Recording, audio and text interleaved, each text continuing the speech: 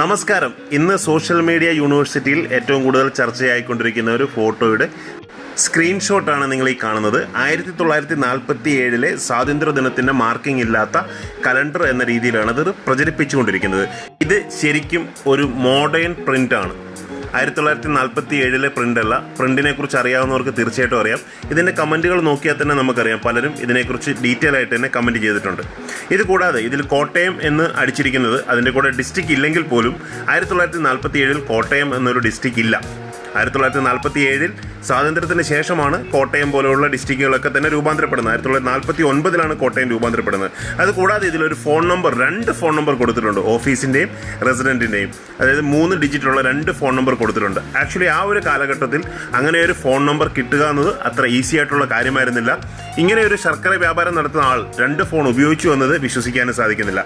ഇതെന്തായാലും പുതിയതായിട്ട് നിർമ്മിച്ച ഒരു കലണ്ടറാണ്.